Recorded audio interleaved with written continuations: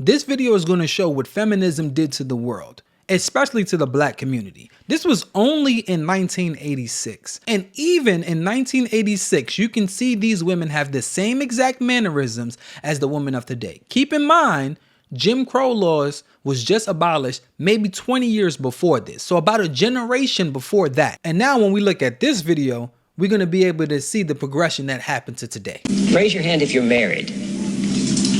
None of you are married.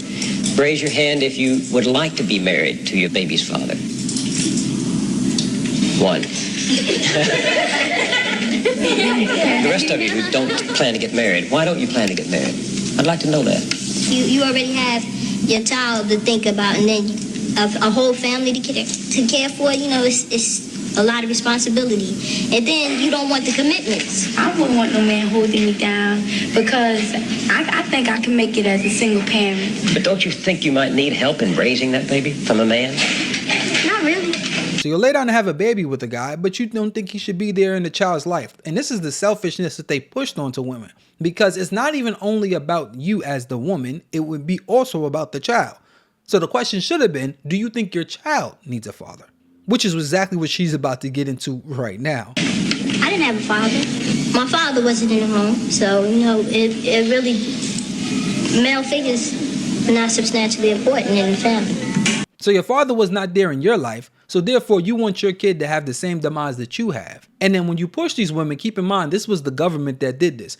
Because these women that's out there with their baby, how are you taking care of this baby as a black woman in the 80s? Government assistance. So now as long as you can break that black family apart and remove the man out the house, then you can say, all right, this is where it's supposed to go. But prior to 1965, black families was married at a 90% rate. And this is sad. You see the attitude, the sass, everything they got there, like it's pointless to have a man in the house. Though you would not have heard such things said so freely because they were not embraced so widely. The strong family was still the backbone of black America, and 3 out of 4 children had both parents at home. That is true no longer. Most black children are now growing up without their fathers. The result is a world turned upside down as children copy what they see and repeat what they learn. LaDon said she didn't have a father in her home and doesn't think her children need one.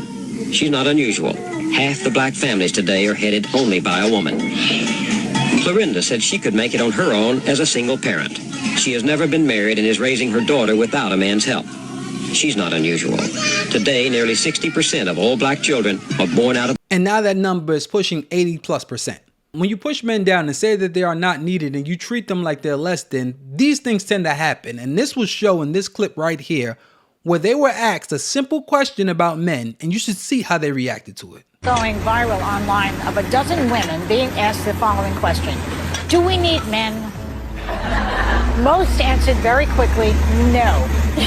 And only one said she thought women needed a man in their lives, only one. But when men were asked a similar question, do we need women, most of them said yes. So why do you think that is? Because men are useless.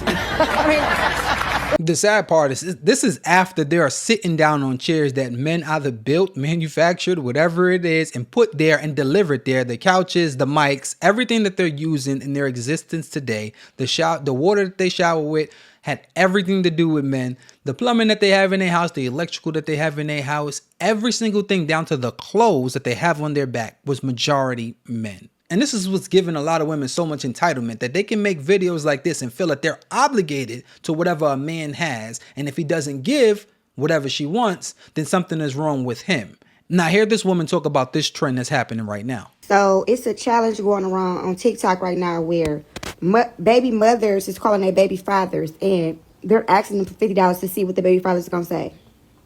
And honestly, I don't like the challenge because every fucking video that I'm seeing, the baby fathers are saying they don't have it. And it's mind-boggling to me. It's pissing me off because this is who you chose.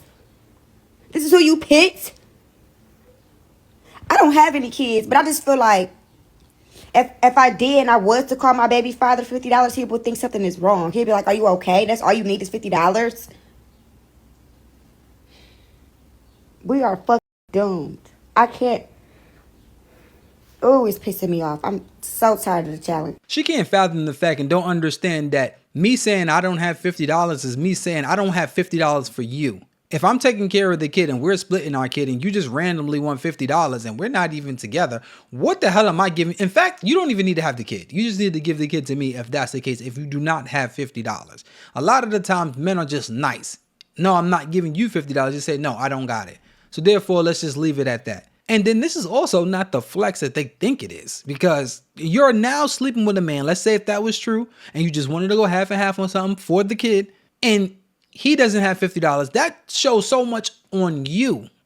That's not a flex. That's not to say, oh, these men ain't shit. No. The guys that you slept with aren't shit. And you need to figure out what about you is attracting men like that made you want to lay down and have babies by them. In fact, I don't even think you need to talk anymore. That's it. You are 100% dismissed. If you thought that clip was funny and women feeling entitled to a man's money was funny, then you're really about to crack up about this one. Niggas be so quick to let me take you on a trip. Let me take you on a trip. Pay a fucking bill. Pay a bill. Pay a goddamn bill. Always begging. Damn. Can we get on the phone? No, get on the phone with billing. Don't talk to me. Talk to billing. Well, them bills be kicking y'all ass, huh? They get mean when they broke. That's why you can't date broke women, man. They get mean when they broke. What they tell men, if you broke, then you shouldn't be dating. If you're broke, then you shouldn't be dating. You're going to be all right, baby. Just do some overtime. It's the same way that y'all say cooking and cleaning is wife duties, paying bills, being a provider, that's husband duties. It's a dirty game. Stay focused, though. I don't even think they broke. I just think they're entitled. When you feel like you're entitled, like somebody has to do something for you because you're like the cream of the crop, you know, the belle of the ball, then of course you're going to feel like you're obligated to somebody else's money no matter what. And nobody should talk to you unless they're doing the max for you because you're like that special. We get it.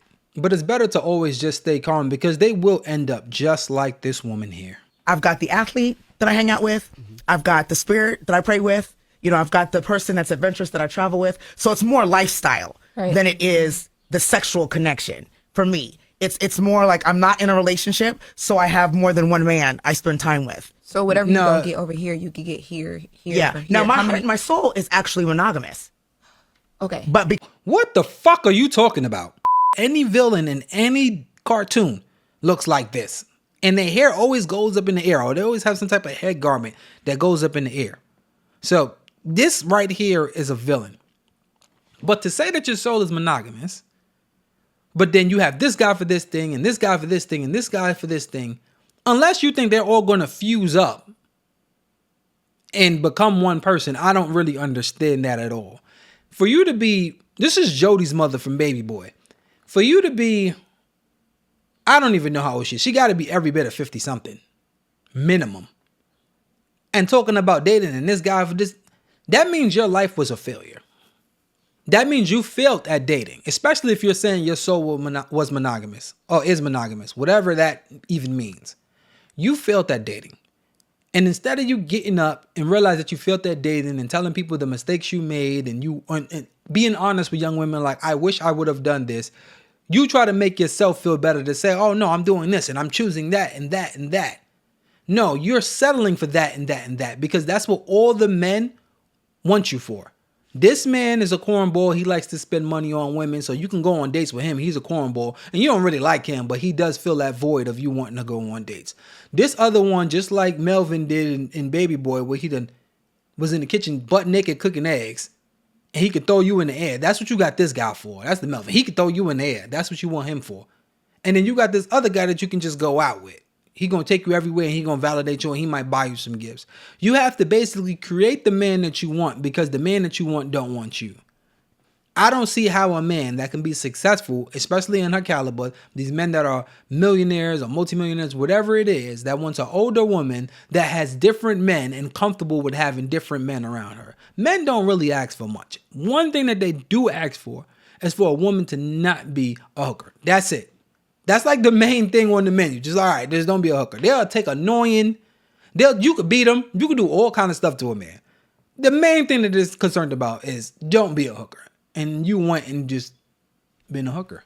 Because I can't find that, I don't stop.